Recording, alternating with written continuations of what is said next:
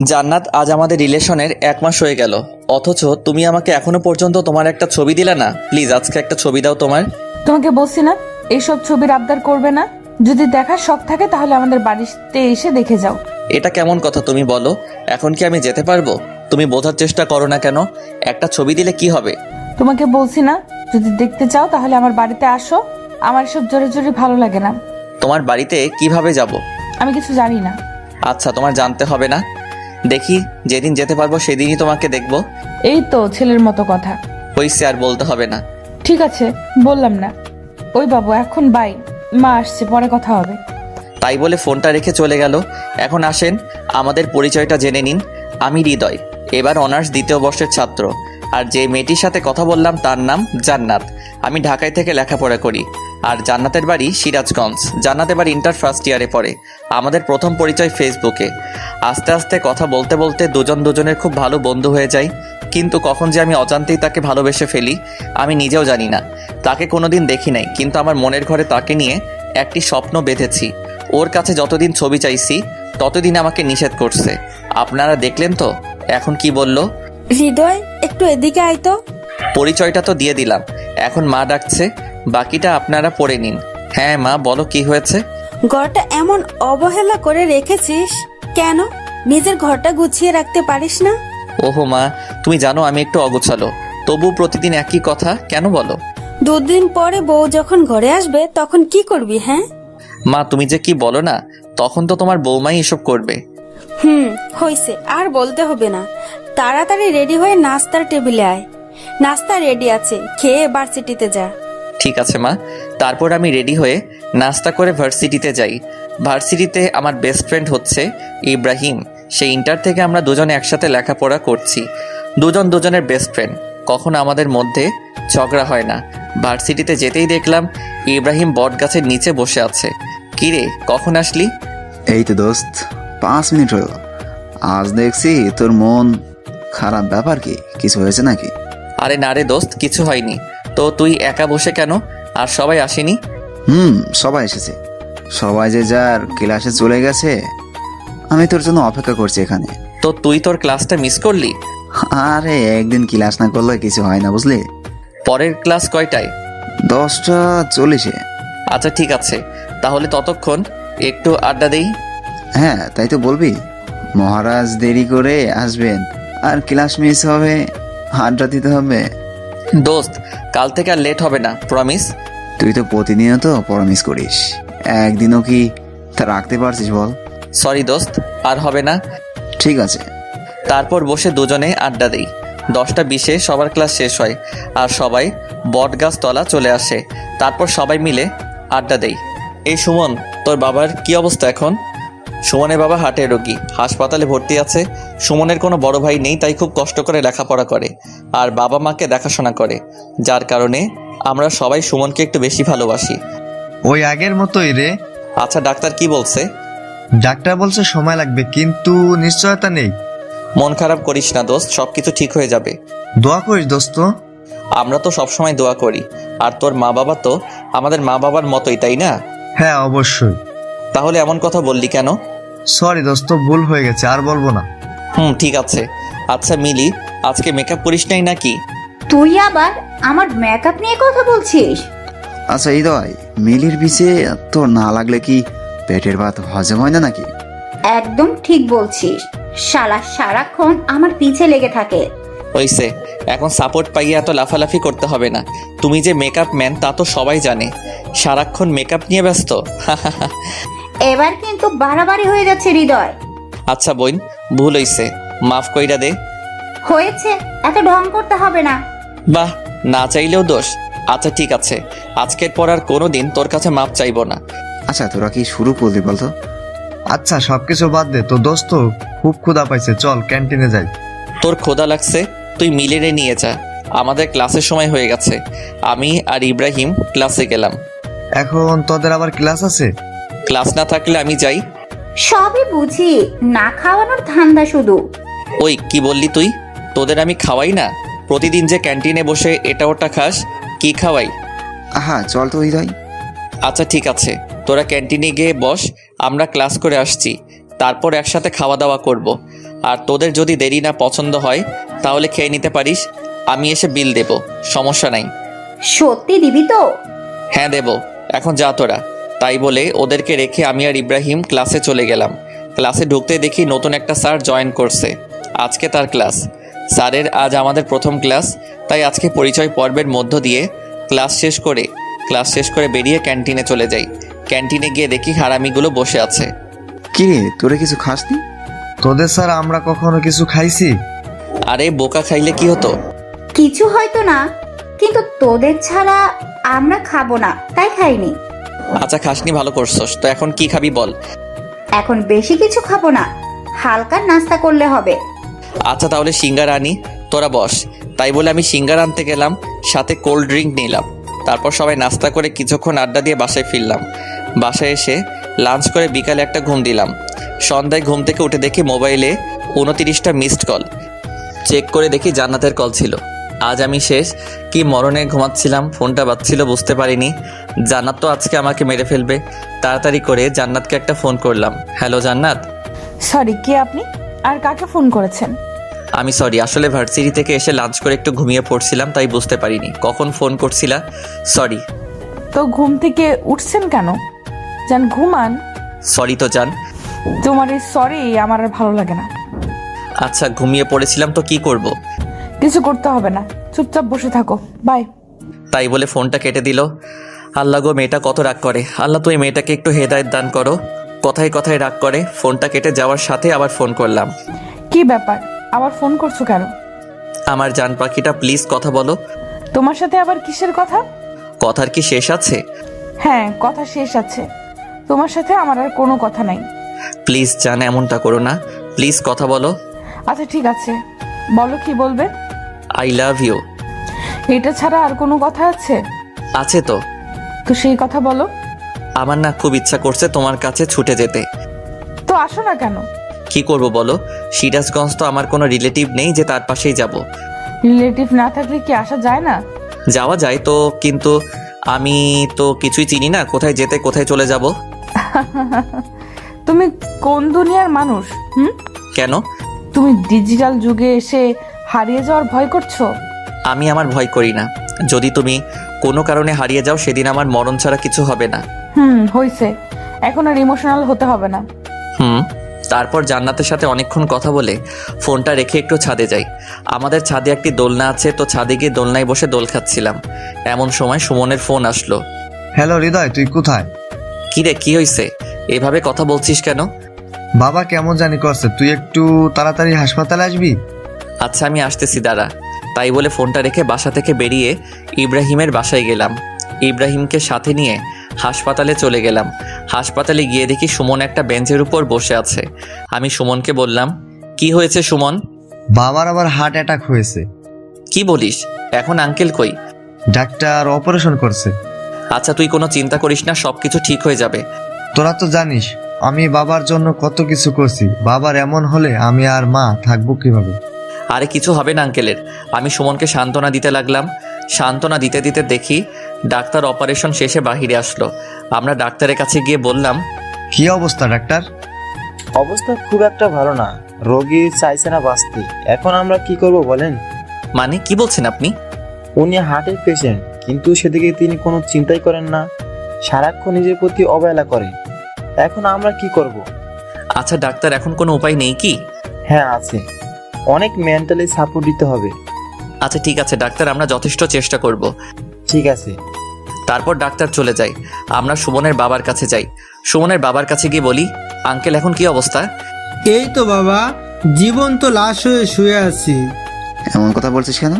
কি বলবো বাবা, আর কতদিন এভাবে থাকবো? অনেক দিন তো হয়ে গেল। হ্যাঁ অনেক দিন হয়ে গেল। আপনি জানেন আপনি অসুস্থ হওয়ার পর থেকে সুমন আর আন্টি কত কষ্ট করছে।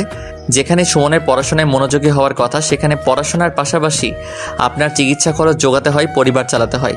এই বয়সে সুমনকে কত কষ্ট করতে হচ্ছে বলেন। আর আপনি যদি নিজেকে এভাবে গুটিয়ে নেন তাহলে কিভাবে হবে? আপনার ছেলের দিকেও তো দেখতে হবে নাকি?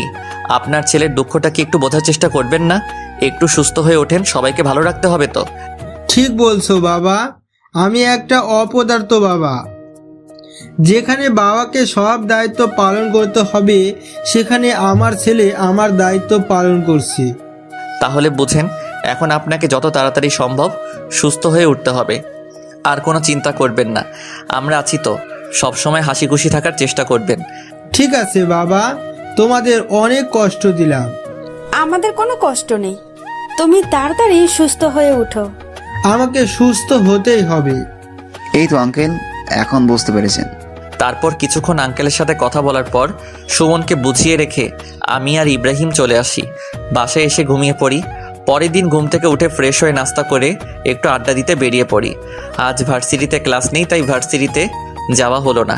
আমাদের একটা আড্ডাখানা আছে, সেখানে যেদিন ভার্সিটি সবাই আড্ডা দেই, আজকেও তার বিকল্প নেই। সবাই এসে পড়েছে, সবাই বসে আড্ডা দিচ্ছি। হঠাৎ এমন সময় ইব্রাহিমের ফোনে একটা কল আসে। ইব্রাহিম, তোমার ছোট চাচার বিয়ে ঠিক হয়েছে। আগামীকাল আমাদেরকে গ্রামের বাড়ি যেতে হবে। কি বলছো বাবা, সত্যি? হ্যাঁ সত্যি। আমার অনেক মজা হচ্ছে। দাঁড়াও বাবা, আমি তাড়াতাড়ি বাসায় আসছি। আচ্ছা ঠিক আছে। ইব্রাহিম ফোনটা রাখা মাত্রই আমি ইব্রাহিমকে বললাম, কি রে, কি হয়েছে, এত খুশি কেন? আর বলিস না, আমার ছোট চাচার বিয়ে ঠিক হয়ে গেছে। কাল সকাল সকাল আমাদের গ্রামের বাড়ি যেতে হবে। গ্রামের বাড়ি? তোর আবার গ্রামের বাড়ি আছে নাকি? হ্যাঁ রে, তোকে এর আগে বলা হয়নি, কারণ আমি ছোটবেলা থেকেই ঢাকায় বড় হয়েছি। গ্রামে দু একবার গিয়েছিলাম। তোদের গ্রামের বাড়ি কই? সিরাজগঞ্জ। কি শালা, তোর বাড়ি সিরাজগঞ্জ? আমাকে বলবি না? কেন রে, কি হয়েছে? শালা, আমার সিরাজগঞ্জ একটা কাজ আছে। আমার কোনো রিলেটিভ থাকে না, তাই যাইতে পারতেছি না। আর তোর গ্রামের বাড়ি ওখানে, আমাকে আগে বলবি না? সিরাজগঞ্জ তোর আবার কি কাজ আছে? তোকে বলা যাবে না, একটু সিক্রেট। অনেকদিন ধরেই যাবো যাবো বলছি, কিন্তু যাওয়া হচ্ছে না। আচ্ছা, এই তো যখন সিক্রেট, তাহলে একটা কাজ করতে পারিস। কি কাজ? আমাদের সাথে কাল আমার গ্রামের বাড়িতে চল, তাহলে আমার চাচার বাড়ি গিয়ে তোর কাজটা হয়ে যাবে। আমি ইব্রাহিমের কথা ফেলতে পারলাম না, কারণ আমি সিরাজগঞ্জ যাওয়ার জন্য অনেক চেষ্টা করছিলাম। এখন সুযোগ পেয়েছি, হাতছাড়া করব না। তাহলে তো খুব ভালো হয়। আচ্ছা ঠিক আছে, তাহলে রেডি হয়ে নিস, কাল সকালে রওনা দিব। আচ্ছা ঠিক আছে দোস্ত, আজকে আমি অনেক খুশি, কারণ জান্নাতের সাথে দেখা করার জন্য সিরাজগঞ্জ যাচ্ছি। বাসায় গিয়ে জান্নাতকে ফোন দিলাম, হ্যালো জান্নাত, এবার তুমি পালাবে কোথায়? এবার তোমাকে দেখেই ছাড়বো। মানে কি বলছো তুমি? আগামীকাল আমি সিরাজগঞ্জ যাচ্ছি। সত্যি আগামীকাল তুমি আমার সাথে দেখা করার জন্য সিরাজগঞ্জ আসছো? হ্যাঁ জান, সত্যি। শুধু একদিনের জন্য না, বেশ কিছুদিন থাকবো। বাহ, তাহলে তো খুব খুশির সংবাদ। কিন্তু কোথায় আসবে, কার বাসায় আসবে? আমার বেস্ট ফ্রেন্ডের বাড়িতে। তোমার আবার বেস্ট ফ্রেন্ড? সিরাজগঞ্জে কিভাবে হলো? আরে বলো না, আমার বেস্ট ফ্রেন্ডের গ্রামের বাড়ি সিরাজগঞ্জ। আমি জানতামই না, আজকে জানলাম, তাই আর দেরি করছি না, আগামীকাল চলে যাব। আচ্ছা ঠিক আছে, দেখে শুনে এসো। ওকে জান।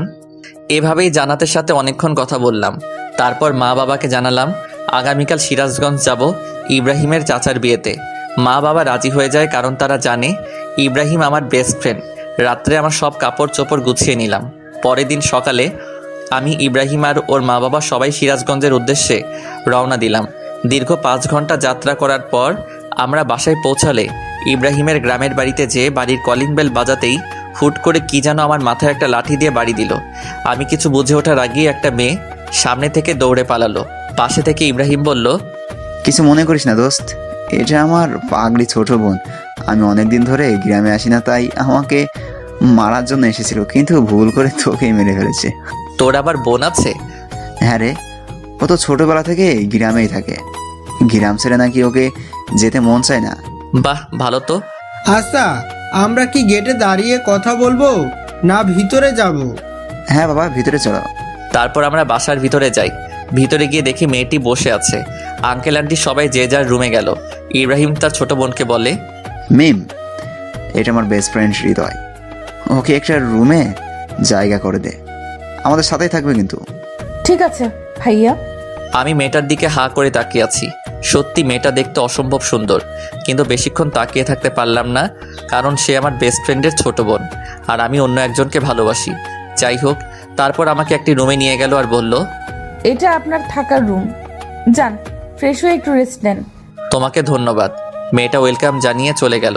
হঠাৎই আমার ফোনে কল বেজে উঠল। জান্নাত ফোন করেছে। তাহলে তুমি সিরাজগঞ্জে এসেই গেলে। তুমি কিভাবে জানলে? এখন থেকে তোমার প্রত্যেকটি কদমই আমি দেখতে পাবো। মানে কিভাবে? সেটা তো তোমাকে বলা যাবে না। আচ্ছা, তুমি এখন লাল শার্ট পরে আছো না? তুমি এগুলো কিভাবে বলছো? সব জানতে পারবে। এখন থেকে তুমি আমার নজরে নজরে থাকবে। তুমি কখন কি করছো সব কিছুই আমি জানতে পারবো। আমি কিছুতেই বুঝতে পারছি না জান্নাত এগুলো কিভাবে জানে। আচ্ছা জান্নাত, তুমি কি আমাকে একটু খুলে বলবে? সময় হোক সব কিছু জানতে পারবে। এটা আবার কেমন কথা? আমার সাথে লুকোচুরি খেলছো? যা মনে করবে তাই। তোমার জন্য এত কষ্ট করে আমি সিরাজগঞ্জে আসলাম, আর তুমি? উফ, এত কথা বলো না তো। এখন ফোন রাখলাম, পরে কথা হবে, বাই। এটা বলে জান্নাত ফোনটা রেখে দিল। আমি তো বিছানার উপর বসে গেলাম। বিছানার উপর বসে ভাবছি, জান্নাত আমার উপস্থিতি বুঝলা কিভাবে, আর জানলেই বা কিভাবে? আমি কি পোশাক পরে আছি? না, ঘটনাটা কেমন জানি এলোমেলো লাগছে। এগুলো ভাবতে ভাবতে গিয়ে ফ্রেশ হয়ে নিলাম। ফ্রেশ হয়ে একটু রেস্ট নিলাম। অনেকক্ষণ পর ইব্রাহিম আমার রুমে এসে আমাকে ডেকে বলল, হৃদয়, তুই তো কখনো গ্রামে আসিসনি, আর আমিও অনেক দিন ধরে গ্রামে আসিনি, তাই চল বাইরে থেকে একটু ঘুরে আসি। আচ্ছা ঠিক আছে চল। আমি আর ইব্রাহিম বাড়ি থেকে বের হতে যাব, এমন সময় মিম সামনে এসে দাঁড়িয়ে বলল, ভাইয়া কোথায় যাচ্ছিস? এই তো একটু বাইরে ঘুরতে যাব। কেন? তুই তো অনেকদিন যাবত গ্রামে আসিস না। গ্রামের রাস্তাঘাট কি তোর মনে পড়ে? তাই তো, আমার তো এই কথা একদমই মনে ছিল না। আচ্ছা, যাওয়ার সময় সুজনকে সাথে নিয়ে যাস। আচ্ছা ঠিক আছে। সুজল ইব্রাহিমের বড় চাচার ছেলে, কিন্তু বয়সে আমাদের ছোট। সুজনকে নিয়ে গ্রামে ঘুরছি। সত্যি গ্রামের দৃশ্য অনেক সুন্দর। আশেপাশে ক্ষেত খামার আর তার মাঝখান দিয়ে রাস্তা। খুব মজা হচ্ছিল। চারপাশে পাখির কিচিরমিচির শব্দ। সত্যি শহরের সাথে গ্রামের কখনো তুলনা হয় না। ঘুরতে ঘুরতে হঠাৎ জান্নাতের একটা SMS আমার ফোনে আসলো। বাহিরে ঘুরোস ঠিক আছে, কিন্তু এলাকার অন্য কোনো মেয়েদের দিকে তাকালে কিন্তু চোখ তুলে ফেলবো। ও আল্লাহ, জান্নাত আমার প্রতিটা খবর কি করে জানছে? জান্নাত এখন কোথায় আছে? আমি তো কিছুই বুঝতে পারছি না। আর আমার খবরগুলো কিভাবে পাচ্ছে আমার তো মাথায় আসছে না। আচ্ছা তুমি কোথায় আছো বলো তো? ঠিক সময় আসুক, সব কিছু জানতে পারবে। তোমার জন্য এত কষ্ট করে আমি আসলাম, আর আমার সাথে দেখাই করছো না। কিচ্ছু করার নাই, অপেক্ষা করো, সবুরে মেওয়া ফলে। কি আর করার, কোনো উপায় নেই জান্নাতকে দেখার। গ্রামটা ঘুরে দেখা শেষে বাসায় ফিরি। বাসায় ফিরে রুমে রেস্ট নিচ্ছি। এমন সময় দেখলাম মিম বারবার আমার রুমের সামনে দিয়ে ঘুরপাক খাচ্ছে। আমি বুঝলাম না ব্যাপারটা কি। মেয়েটা আমার রুমের সামনে দিয়ে এমন ঘোরাঘুরি করছে কেন? একটু পর ডিনারের জন্য ইব্রাহিম এসে ডেকে গেল। তারপর ডিনার শেষে রুমে এসে শুয়ে আছি। একটু পর আমার ফোনে মেসেজ আসলো। কি ব্যাপার, সারাদিন রুমের মধ্যে শুয়ে বসে থাকো, খারাপ লাগছে না? তুমি কোথায় আছো এখন? আর তুমি কিভাবে বুঝলে আমি রুমের মধ্যে বসে আছি? তোমাকে বলছি না, তোমার প্রত্যেকটা কদম এখন থেকে আমি দেখতে পাবো। তাহলে আমার সামনে আসছো না কেন? সঠিক সময় আসুক, ঠিকই সামনে যাব। আচ্ছা, তোমাকে যেটা বলার জন্য মেসেজ দিছি, চলো কাল দেখা করি। সত্যি কাল দেখা করবা? হ্যাঁ, দেখা করব। কাল স্কুলের মাঠে চলে এসো, দেখা হবে। কিন্তু আমি তো স্কুলের মাঠটা চিনি না, কিভাবে যাব? তুমি বাসা থেকে বাইরের ডান দিকে একটা রাস্তা আছে, সেই রাস্তা দিয়ে সোজা চলে আসবে। তারপর সামনে একটা মোড় দেখতে পাবে, সেখান থেকে উত্তর দিকে একটু সামনে গেলেই স্কুলের মাঠ পড়বে, আর সেখানে আমরা দেখা করব। আচ্ছা ঠিক আছে যান। সত্যি আজ আমি অনেক খুশি। কাল জান্নাতের সাথে দেখা হবে এটা ভাবতেই আমি খুশিতে আত্মহারা হয়ে যাচ্ছি। কাল প্রথম জান্নাতের সাথে আমার দেখা হবে। আমি খুবই এক্সাইটেড হয়ে আছি। জান্নাতের কথা ভাবতে ভাবতে কখন ঘুমিয়ে গেছি বুঝতে পারছি না। পরের দিন সকালে ঘুম থেকে উঠে নাস্তা করে স্কুলের মাঠে চলে যাই, কিন্তু কোথাও জান্নাতকে দেখতে পারছি না। হঠাৎ সামনে থেকে 4-5টা মেয়ে আসলো। কি ব্যাপার, এখানে দাঁড়িয়ে কি করেন? দেখলাম মেয়েগুলোর মধ্যে মিম মেয়েটির আছে। কি বলবো বুঝতে পারছিলাম না। কি হলো, কিছু বললেন না কেন? কি বলবো, একজনের সাথে দেখা করার জন্য আসছি, কিন্তু তাকে খুঁজে পাচ্ছি না। কার সাথে দেখা করতে আসছেন ভাইয়া? জান্নাতের সাথে দেখা করতে আসছি। ও, তাহলে আপনি সেই হৃদয়? হ্যাঁ, কিন্তু আপনারা কারা? আমি জান্নাতের ফ্রেন্ড। ও আচ্ছা, কিন্তু আপনাদের ফ্রেন্ড কোথায়? জান্নাত তো আসেনি। কেন? জান্নাতের তো আজকে আমার সাথে দেখা করার কথা ছিল। সরি, আচ্ছা জান্নাত আপনার সাথে দেখা করবে না। আপনি কি ভেবেছেন জান্নাতের দেখা পাওয়া খুব সহজ? সহজ হবে না কেন? আমি তো তাকে ভালোবাসি। ভালোবাসেন তাতে কি, দেখা হচ্ছে না। আচ্ছা শোনেন, এখানে যখন এসেই পড়েছেন তাহলে আজকে আমাদের খাওয়াবেন। আমি আপনাদের কেন খাওয়াবো? বারে দেখতে হবে না আপনি কিপটা নাকি। আমি কিপটা নই। সেটা তো দেখতেই পাচ্ছি। যদি কিপটা না হতেন তাহলে আমরা জান্নাতের ফ্রেন্ড জানার পর আমাদের খাওয়াতে না করতেন না। আমি কিভাবে বুঝবো যে সত্যি আপনারা জান্নাতের ফ্রেন্ড? আপনি কি আমাদের চিটার ভাবছেন? হইতেও পারেন, কিভাবে বুঝবো? আচ্ছা ঠিক আছে, আমরা চিটার। জান্নাতের সাথে দেখা হওয়ার কথা ভুলে যান। কেন জান্নাতের সাথে দেখা হওয়ার কথা ভুলে যাব কেন? জান্নাত আপনার সাথে দেখা করবে না, আপনি আমাদের চিটার বললেন। আচ্ছা আমার ভুল হয়েছে, সরি। প্লিজ জান্নাতের সাথে দেখা হওয়ার ব্যবস্থা করে দিন। আপনি তো আমাদের খাওয়াতেই চাইলেন না, তাহলে দেখা করানোর কথা ভাববো কিভাবে? হঠাৎ এমন সময় ফোনে মেসেজ আসলো। ও চুপচাপ আমার ফ্রেন্ডরা যা বলে তাই শোনো। ওরা যা খেতে চায় তাই খাওয়াবেন, না হলে কিন্তু তোমার সাথে দেখা করব না। কিন্তু তুমি কোথায় আছো? আর আজ তো আমার সাথে দেখা করার কথা ছিল। দেখা করার কথা ভুলে যাও। যদি আমার ফ্রেন্ডসরা খুশি হয় তোমার প্রতি তাহলে আমি দেখা করব। কি আর বলবো, বলির পাঠা। জান্নাতের সব ফ্রেন্ডকে বললাম চলেন আপনাদের খাওয়াতে নিয়ে যাই। কিন্তু আমরা তো চিটার, তাহলে আমাদের খাওয়াবেন কেন? প্লিজ বোন, মাফ চাই। প্লিজ চলেন, তারপর সবাইকে নিয়ে রেস্টুরেন্টে যাই এবং সবাইকে ইচ্ছে মতো খাওয়াই। একবারে বিল এসেছে 1850 টাকা। পকেট অর্ধেক ফাঁকা করে ফেললো শুধু একবারেই। আল্লাহই জানে আমার পকেট থেকে আর কত খসবে। হোটেলের বিল দেবো শেষে। জান্নাতের ফ্রেন্ডদের বললাম এখন তো জান্নাতের সাথে দেখা করার ব্যবস্থা করে দেবেন প্লিজ। আচ্ছা ভেবে দেখি, যদি মনে হয় আপনার সাথে জান্নাতে দেখা করানো যাবে তাহলে দেখা করাবো। এটা কেমন কথা? হ্যাঁ এটাই কথা। আর হ্যাঁ, আমার ভাইয়া যেন আজকের ব্যাপারে কোনো কিছু না জানে। আচ্ছা ঠিক আছে। একে তো পকেট থেকে এতগুলো টাকা খসালো, আবার জান্নাতের সাথে দেখা করার ব্যবস্থাও করে দিল না। কেমনটা লাগে আপনারাই বলেন তো। দুঃখ ভরা মন নিয়ে বাসায় ফিরলাম। বাসায় ফিরে ফ্রেশ হয়ে ছাদে যাই। ছাদে গিয়ে বসে আছি, কিছু ভালো লাগছে না। বারে বারে জান্নাতের কথা মনে পড়ছে। জান্নাতের সাথে খুব দেখা করতে ইচ্ছে করছে কিন্তু পারছি না। এমন সময় মিম ছাদে চলে আসে আর আমাকে বলে, কি ব্যাপার দুলা ভাই, ছাদে একা একা কি করেন? তুমি আমার সব খবর জান্নাতকে বলো তাই না? সেটা জেনে আপনি কি করবেন? জানি তুমি জান্নাতকে আমার সকল খবর বলো। তুমি ছাড়া বলার মতো এই বাসায় আর কেউ নেই। হ্যাঁ আমি বললি তো কি হয়েছে।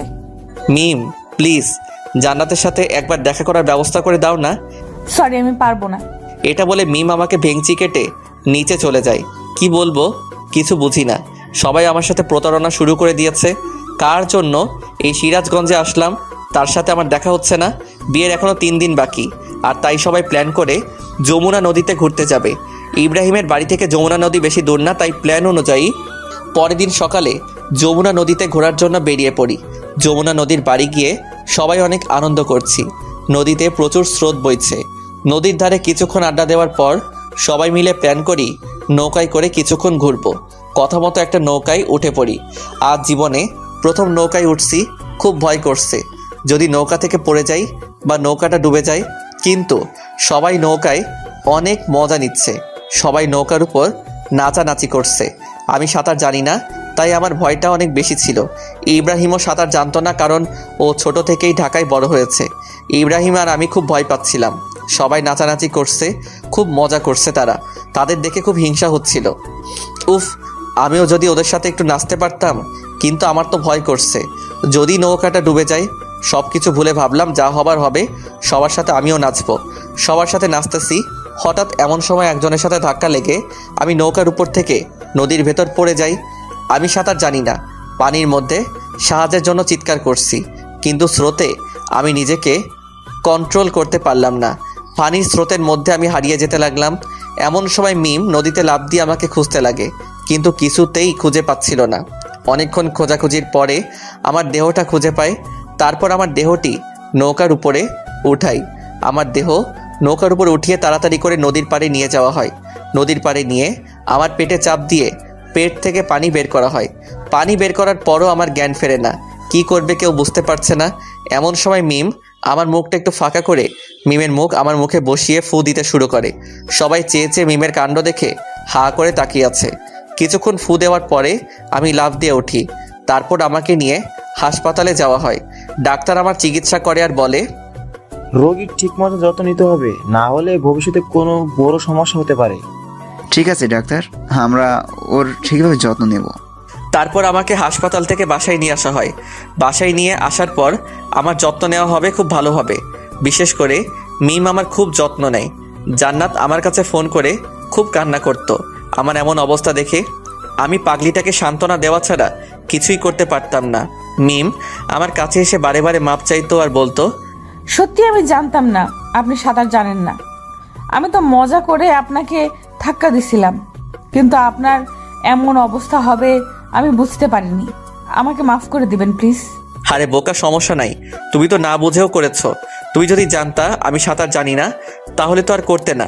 এসব চিন্তা বাদ দাও, আজ তোমার জন্য আমি বেঁচে আছি। তুমি আমায় আবার দ্বিতীয়বারের মতো জীবন বাঁচালে, তোমার কাছে আমি ঋণী। আমার জন্য এত কিছু হলো, আর আপনি অনেক বড় মনের একজন মানুষ। আর তোমার জন্যই তো আমি নতুন জীবন পেয়েছি। তোমাকে ভুল বুঝবো কিসের জন্য? এখন থেকে আমি আপনার বেশি করে যত্ন নেব। থাকবো না, এত বেশি যত্ন নিতে হবে না। তোমার ফ্রেন্ড জানতে পারলে আবার আমার উপর রাগ করবে। জান্নাত আপনাকে কিছু বলবে না? কেন কিছু বলবে না কেন? কারণ আমি সবার মতো না। জান্নাত আমাকে খুব ভালোভাবে চেনে। তোমাদের ফ্রেন্ডশিপ তোমরাই ভালো বোঝো, কিন্তু আমার উপর রাগ করলে কিন্তু আমি দায়ী নই। তোমাকে রাগ ভাঙিয়ে দিতে হবে। আচ্ছা ঠিক আছে, আমি রাগ ভাঙিয়ে দিব। এখন হ্যাপি? আচ্ছা এখন একটু রেস্ট নেন, আপনার সাথে পরে কথা বলি। এরপর থেকে মেয়েটি আমার খুব যত্ন নেওয়া শুরু করে। আজ ইব্রাহিমের চাচার গায়ে হলুদ। আমিও প্রায় সুস্থ হয়ে গেছি শুধুমাত্র মিমের যত্ন নেওয়ার জন্য। গায়ে হলুদের অর্ধেক দায়িত্ব আমার ও ইব্রাহিমের উপর। আমাকে আর ইব্রাহিমকে বিয়ের দায়িত্ব পালন করতে হচ্ছে। গায়ে হলুদের প্যান্ডেল সাজানো, বাড়িতে সুন্দরভাবে ডেকোরেশন করা, লোকজনের খাওয়া দাওয়ার ব্যবস্থা করা, সব কিছুই ছিল আমার ও ইব্রাহিমের উপর দায়িত্ব। গায়ে হলুদের জন্য প্যান্ডেল সাজাচ্ছি আর বাড়িতে ডেকোরেশন দিয়ে সাজাচ্ছি। বিকেলবেলা গায়ে হলুদের অনুষ্ঠানে মেয়ে পক্ষরা চলে আসে। হলুদ মাখাতে অনেক মেয়ে আছে, তার মধ্যে একটি মেয়ে দেখতে অনেক সুন্দর ছিল। আমাকে দেখে বারবার আসে, পাশে ঘুরতে লাগে। এমনটা দেখে মিম খুব ক্ষিপ্ত হতো। আমি কিছুতেই বুঝতাম না মিম আমার উপর ক্ষিপ্ত কেন। মিম আমাকে বারে বারে বলতো, আজ গায়ে হলুদ, অনেক মেয়ে আসছে। যদি কোনো মেয়ের সাথে উল্টাপাল্টা কিছু করতে চান তাহলে কিন্তু আপনার খবর আছে। তোমার ফ্রেন্ড তো আমার সামনে আসে না, তাহলে আমি যদি অন্য কারোর সাথে কিছু করি অসুবিধা কি? কি বললেন? আপনার সাহস তো কম না। অন্য কোনো মেয়ের দিকে চোখ তুলে তাকালে আপনার চোখ দুটো উঠে মার্বেল খেলবো। আচ্ছা, আমি যদি অন্য কোনো মেয়ের দিকে তাকাই তাহলে তোমার কি? একদম বেশি বেশি করার চেষ্টা করবেন না। আমি কিন্তু জান্নাতকে সবকিছু বলে দিব। শুধু একবার বলে দেখো, তোমার অবস্থা খারাপ করে দিব। কি করবেন শুনি? আমি কি করব আমি নিজেও জানি না। প্লিজ বোন, জান্নাতকে কিছু বলো না। আমি তো জান্নাতকে বলে দিব, দেখি আপনি কি করেন। প্লিজ, আমি তোমার কাছে হাত জোর করছি। প্লিজ জান্নাতকে কিছু বলবে না। আচ্ছা ঠিক আছে। দেখতে দেখতে গায়ে হলুদ শেষ হলো। রাত্রে জান্নাতের সাথে ফোনে কথা বলছি। তুমি গায়ে হলুদের সময় মেয়েদের দিকে তাকিয়েছিলে কেন?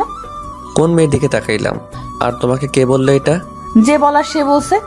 তুমি বলো, অন্য মেয়েদের দিকে তাকাইছো কেন? সত্যি আমি তাকাইনি, ওই মেয়েটা আমার দিকে তাকিয়েছিল। না, তুমি ওই মেয়ের দিকে তাকিয়েছিলে, আমি জানি। সব ছেড়ে একই রকম। ওই জান্নাত, সত্যি আমি অন্য কোনো মেয়ের দিকে তাকাইনি। আমি শুধু তোমাকেই ভালোবাসি। তোমাকে ছাড়া অন্য কোনো মেয়ের কথা ভাবতেও পারি না। তুমি সব মিথ্যা কথা বলছো, আমি জানি সবকিছু। আর তাই আজকের পর থেকে তুমি আর আমার সাথে কোনো কথা বলবে না। কথা বলতে বলতে ভালো লাগছিল না, তাই ছাদে যাওয়ার জন্য রুম থেকে বেরিয়ে হাঁটতে থাকি। সিঁড়ির সামনে মিমের রুম। ফোনে কথা বলতে বলতে চলে যাচ্ছি, এমন সময় খেয়াল করলাম আমার ফোনে যে ভয়েস যা আসছে তা মিমের রুম থেকেও আসছে। আমি বুঝতে পারছিলাম না। তারপর সব কিছু ভালোভাবে দেখে বুঝলাম যে মিমি আমার সেই জান্নাত। তাই তো বলি যে মিমের কণ্ঠটা ও আচরণ এমন চেনা লাগছে কেন? আমার কথা বুঝতে পারছো? আজকের পর তুমি আমাকে একদম ফোন দিবা না। আজ থেকে তোমার সাথে আমার ব্রেকআপ। আচ্ছা ঠিক আছে, আমার সাথে কথা বলতে হবে না, আমিও তোমার সাথে কথা বলবো না। যাও, তুমি তোমার মতো থাকো। এটা বলে ফোনটা রেখে দেই। এরপর আমি আমার রুমে চলে যাই। একটু পর মেয়েরা আমার রুমে দৌড়ে আসে, আমাকে বলতে লাগলো, ওই আপনি আমার ফ্রেন্ডকে কি বলেছেন? হ্যাঁ, জান্নাত কান্না করছে কেন? ওর সাথে কথা বলবো না তাই। এই আপনার ভালোবাসা? ছি, যার জন্য আপনি ঢাকা থেকে সিরাজগঞ্জ আসলেন তার সাথে কথা বলা বন্ধ করছেন? আপনার কখনো ভালো হবে না। মিম এইসব কথা বলে যাচ্ছিল, এমন সময় আমি মিমকে জড়িয়ে ধরি। এই কি করছেন আপনি? আপনি আমাকে জড়িয়ে ধরেছেন কেন? তাই তো, আমি তোমাকে জড়িয়ে ধরেছি কেন? আচ্ছা 1 মিনিট দাঁড়াও, আমি জান্নাতকে ফোন করে একটু বলে নেই যে আমি তোমাকে কেন জড়িয়ে ধরেছি। এটা জান্নাতকে বলার কি আছে? তুমি এমন তোতলাচ্ছ কেন? কই তোতলাচ্ছি না তো, এমনিতেই। আচ্ছা তাহলে আমি জান্নাতকে একটা ফোন দেই। জান্নাতকে কেন ফোন দিবেন? কারণ তুমি আমার জান্নাত তাই। আমি আপনার জান্নাতে যাব কেন? ও আচ্ছা তাই না? হ্যাঁ তাই তো, আমি তো মিম, আপনার ফ্রেন্ডের ছোট বোন। আচ্ছা এখনই প্রমাণ হয়ে যাবে, 1 মিনিট ওয়েট, আমি জানতে একটা ফোন দেই। এটা বলে জান্নাতের নাম্বারে ফোন দিলাম আর মিমের ফোনটা বেজে উঠলো। আপনার মোবাইল বাজছে কেন? মোবাইলটা একটু দেখি, কে ফোন করেছে আপনাকে দেখি। না মানে কেউ ফোন করেনি, আপনাকে দেখতে হবে না। আমি তো দেখেই ছাড়বো, মোবাইলটা দাও বলছি। না, আমি কিছুতেই মোবাইল দেব না, এটা আমার পার্সোনাল ফোন, আপনাকে কেন দিব? আমি কিছু জানি না, আমি নেব।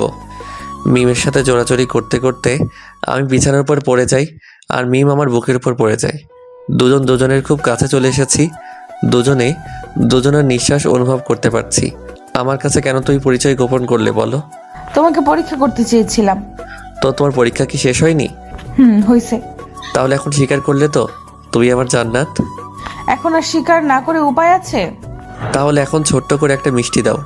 কেন মিষ্টি দেবো কেন? বারে, আমার সাথে এতদিন অভিনয় করলে, আমাকে এত কষ্ট দিলে, তার বিনিময়ে এখন আমাকে মিষ্টি দিবে না? না দেব না। তুমি ভাবতেও পারোনি কিভাবে ধরা পড়ে যাবে, তাই না? আচ্ছা তুমি কিভাবে বুঝলে যে আমি জান্নাত? ওইটা সিক্রেট, বলা যাবে না। এই যে বলো বলছি। না বলবো না। তুমি বলবে না? আচ্ছা তুমি এমন করতেছো কেন? আমি যেভাবেই হোক জানতে পারছি, তোমাকে সেটা জানতে হবে কেন? না আমি শুনবো, তুমি বলো। আচ্ছা বলতেছি, যখন তোমার সাথে কথা বলছিলাম তখন কথা বলতে বলতে ছাদে যাওয়ার জন্য রুম থেকে বেরিয়েছিলাম, আর তখন দেখলাম তোমার রুম থেকে সাউন্ড আসতেছে, তখনই বুঝতে পেরে গেছি। ওহো, তুমি তো তাহলে ভালো না, তোমার আড়ি পাতার অভ্যাস আছে। তোমাকে ধরার জন্যই তো আমাকে আড়ি পাততে হয়েছে। কতদিন হলো এসেছি, তুমি দেখাই দিলে না। যাও, তোমার সাথে কোনো কথা নেই। তাই বলে মুখ ঘুরিয়ে দাঁড়িয়ে আছো। আমি ওকে ঘুরিয়ে আমার সামনে নিয়ে এসে বললাম, এই পাগলি, আজ প্রথম তোমার সাথে আমার সামনাসামনি পরিচয় হলো, আর তুমি এইভাবে মন খারাপ করে দাঁড়িয়ে থাকবে? থাকবোই তো, তোমার কি? এটা শোনার পর আমি জান্নাতকে আমার বুকের মধ্যে টেনে নিলাম। এবার বলো, আর রেগে থাকবে?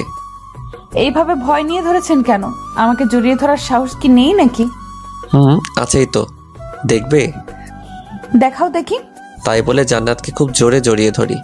দুজনে অন্য এক জগতে হারিয়ে গেছি। অনেকক্ষণ জড়িয়ে ধরে থাকার পর মিম আমাকে ছাড়িয়ে বলল, ওই যান, এখন যাও, আবার কেউ দেখে ফেলবে। আচ্ছা যান। তারপর মিমের রুম থেকে বেরিয়ে আমি আমার রুমে চলে আসি। রাতে ঘুম ধরছিল না, তাই মিমকে ফোন করে ছাদে আসতে বলি। আমিও ছাদে চলে যাই। আমি ছাদে দাঁড়িয়ে আছি, একটু পর মিম ছাদে আসলো। দুজনে ছাদে বসে গল্প করছি। গল্প করতে করতে অনেক রাত হয়ে গেছে। তারপর আমি মিমকে বললাম, আচ্ছা যান, এখন ঘুমাতে হবে, কালকে আবার বিয়ে, অনেক কাজ আছে। তাই তো। আচ্ছা চলো এখন যাই। তাই বলে আমরা দুজনে ছাদ থেকে নেমে রুমে চলে আসি। রুমে এসে ঘুমিয়ে পড়ি। সকালবেলা ঘুম থেকে উঠে নাস্তার টেবিলে বসে আছি। আমার সামনের চেয়ারে মিম বসা। খাওয়ার সময় মিম বারে বারে ওর পা দিয়ে আমার পায়ে পাড়া দিচ্ছিল আর হাসছিল। আমিও হাসছিলাম। তার পাগলামিগুলো খুব ভালো লাগে। খাওয়া দাওয়া শেষে ডেকোরেশনের কাজে লেগে পড়ি। প্রথমে পুরো বাড়িটা সুন্দরভাবে ডেকোরেশন করে সাজাই। দুপুরবেলা গোসল করে সবাই বিয়েতে যাওয়ার জন্য রেডি হই। মিম আজকে অনেক সুন্দরভাবে সেজেছে। মিমকে দেখে চোখ সরাতে পারছি না। সত্যি মিমকে দেখতে আজ অনেক সুন্দর লাগছে। আমি মিমের কাছে গিয়ে বললাম, ওই এত সুন্দর করে সেজেছে কেন? কেন, দেখতে ভালো লাগছে না? ভালো লাগছে না মানে মনে হচ্ছে আজকে বিয়েটা তোমার আর আমার। কি যে বলো না। সত্যি আজকে তোমাকে দেখতে অনেক সুন্দর লাগছে। তোমার জন্য তো এত সুন্দর করে সেজেছি। তাই হুম। আমরা কথা বলছিলাম, এর মধ্যে বরকে রেডি করা হয়। তারপর আমরা কনের বাড়িতে যাওয়া উপলক্ষে রওনা দেই। অনেকক্ষণ যাত্রা করার পর কনের বাড়ির সামনে আমরা কনের বাড়ির সামনে পৌঁছাতেই দেখলাম অনেক সুন্দর করে গেট সাজানো হয়েছে এবং তার সামনে গেটে কনে পক্ষের লোকজন দাঁড়িয়ে আছে। আমরা গাড়ি থেকে নেমে গেটের সামনে দাঁড়াই আর বরকে কনে পক্ষের লোকজনেরা মিষ্টি খাওয়ায় আর তারপর টাকার আবদার করে। দুলাভাই, আমাদের মিষ্টি খাওয়ার জন্য 20,000 টাকা দিতে হবে, না হলে গেট ছাড়ছি না। এটা আবার কেমন কথা? টাকা কি গাছের পাতা নাকি? হ্যাঁ, যে বললে পেয়ে যাবেন। 20,000 টাকা চোখে দেখেছেন কখনো? না ভাইয়া, দেখি নাই, তাই তো আজকে চাইতেছিলাম। যদি গেটের ভিতরে প্রবেশ করতে চান তাহলে টাকা দিতেই হবে। টাকা নেবেন ঠিক আছে, কিন্তু এত বেশি চান কেন? একটু কমাই নেন। কোনো কম নেই, আমরা 15 জন আছি, সবারই তো ভাগ লাগবে নাকি? প্লিজ একটু স্যাক্রিফাইস করেন, একটু ডিসকাউন্ট দেন। কোনো ডিসকাউন্ট দেওয়া যাবে না। আমি চাচার কানে কানে বললাম। চাচা পকেট থেকে 5,000 টাকা বের করে চুপি চুপি ওদের হাতে দিয়ে দেন। আচ্ছা দিচ্ছি। চাচা পকেট থেকে টাকা বের করে ওদের হাতে দেয় আর বলে, কত দিয়েছেন দুলাভাই? দেখেন না কত দেওয়া হয়েছে। এ কি, এখানে তো 5,000 টাকা, মাত্র 5,000 টাকার জন্য এত বড় গেট সাজায়নি। প্লিজ এত বাড়াবাড়ি করবেন না, যা দেওয়া হয়েছে তাই রাইখা দেন। না না, আমরা কোনো কথা শুনবো না। আচ্ছা ঠিক আছে, একটু কমিয়ে দিলাম, 18,000 দেন। পাগল হয়েছেন নাকি আপনারা? আমরা কিছু জানি না, টাকা পেলে তবে গেট ছাড়বো, তাছাড়া গেট ছাড়ছি না। অনেকক্ষণ ধরে তর্কাতর্কি করতে করতে শেষ পর্যন্ত 9,000 টাকা ম্যানেজ করে ফেললাম। উফ কি ডাকাত রে ভাই, শুধু গেট ধরেই 9,000 টাকা নিয়ে নিল। গেট দিয়ে ভেতরে প্রবেশ করে আমরা বসে আছি। একটু পর বিয়ে পড়ানো কাজ শুরু হলো। আলহামদুলিল্লাহ, দেখতে দেখতে বিয়েটা সম্পূর্ণ হয়ে গেল। বিয়ে শেষে খাওয়া দাওয়ার পর্ব শুরু। কনে পক্ষ দেখছি খাওয়া দাওয়ার বিশাল আয়োজন করেছে, অনেক রকম আইটেম করা হয়েছে। সবাই অনেক মজা করে খাওয়া দাওয়া করা হলো। খাওয়া দাওয়া শেষে বোর কনেকে নিয়ে বাড়িতে ফিরি। সারাদিন অনেক ধকল গেছে, তাই বাসায় ফিরেই বোর কনেকে তাদের বাসর ঘরে ঢুকিয়ে আমরা সবাই যে যার রুমে গিয়ে শুয়ে পড়ি। আমি রুমে গিয়ে শুয়ে আছি, কিন্তু ঘুম ধরছে না। কিছুক্ষণ চুপচাপ শুয়ে থাকার পরও ঘুম ধরছিল না। না পেরে জান্নাতকে ফোন করে ছাদে আসতে বললাম। দুজনে ছাদে গিয়ে বসে আছি। আজ তো চাচার বাসর রাত। তো এই বাসরাত নিয়ে মানুষের কত পরিকল্পনা থাকে, তার কোনো শেষ নেই। থাকবেই তো, রাতে দুজন দুজনকে খুব ভালোভাবে জেনে নেয়, বুঝে নেয়, ভালোবাসা আদান প্রদান করে। আমাদের এমন হবে তাই না? যা দুষ্টু। ওই কিছু ভালো লাগছে না, একটা পাপ্পি দাও না। খুব লোভ ধরেছে তাই না? একটুখানি দাও না জান। দিন দিন তোমার চাহিদা কিন্তু বেড়েই যাচ্ছে। কি দেবে না তো? না, দেব না। ওকে, তাই বলে ছাদ থেকে নেমে আসতে ধরলাম। এমন সময় জান্নাত আমার হাত টেনে বুকের মধ্যে জড়িয়ে ধরে আমার ঠোঁটে ঠোঁট লাগিয়ে ভালোবাসার ছোঁয়া এঁকে দিল। ঠিক 5 মিনিট পর ছেড়ে দেয়। উফ, আর একটু হলেই তো মরে যেতাম। নিঃশ্বাসটা থেমে এসেছিল। কি আর লাগবে? না জান, আজকে আর চাই না। আচ্ছা ঠিক আছে, এখন চুপচাপ রুমে গিয়ে ঘুমিয়ে পড়বে। আচ্ছা জান। তারপর সোজা রুমে গিয়ে ঘুমিয়ে পড়ি। পরের দিন ঘুম থেকে উঠে সবাই বর কনের দিকে চেয়ে আছে। সবাই খুব হাসাহাসি করছে আর বলছে, রাত কেমন কাটলো? উফ ভাবি, তুমি না এইসব নিয়ে কেউ জিজ্ঞাসা করে? আয় হায়, আমার দেবত্বের লজ্জায় লাল হয়ে গেছে। চাচা কোনো কথা বলতে পারছে না, লজ্জায় লাল হয়ে গেছে। আর চাচির তো কোনো কথাই নেই। অনেকক্ষণ মজা করার পর বর কনেকে সকালের নাস্তা করানো হয়। তারপর আমরা সবাই নাস্তা করি। নাস্তা করে কাজে লেগে পড়ি, কারণ বিকেলবেলা কনে পক্ষ থেকে আমাদের বাড়িতে আসবে। খাওয়া দাওয়া সব ব্যবস্থা করতে হবে। ইব্রাহিমকে বাবুকে আনতে পাঠিয়ে দেই। বাবুর্চিরা রান্নার কাজে লেগে পড়ে। আমিও রান্নার কাজে লেগে পড়ি। দুপুরের মধ্যে সব রান্না শেষ করে ফেলি। আমাদের রান্না শেষ হতে হতেই মেয়ে পক্ষ বাড়িতে চলে আসে। এরপর খাওয়া দাওয়ার পর্ব শুরু করে দেই। সবার আগে সকল মেয়ে পক্ষকে খাওয়াই, তারপর এলাকার লোকজনকে খাওয়াই। সবাইকে খাওয়ানো শেষে রাতে কনে পক্ষের লোকজন বর কনেকে তাদের বাড়িতে নিয়ে যায়। বর কনেকে কনেপক্ষের সাথে পাঠিয়ে বাড়িতে সব কিছু গুছিয়ে নিয়ে সবাই রেস্ট নিতে যে যার রুমে চলে যায়। সারাদিন কাজ করার পর শরীরটা খুব ক্লান্ত লাগছে, তাই রেস্ট নেওয়ার জন্য রুমে চলে যাই।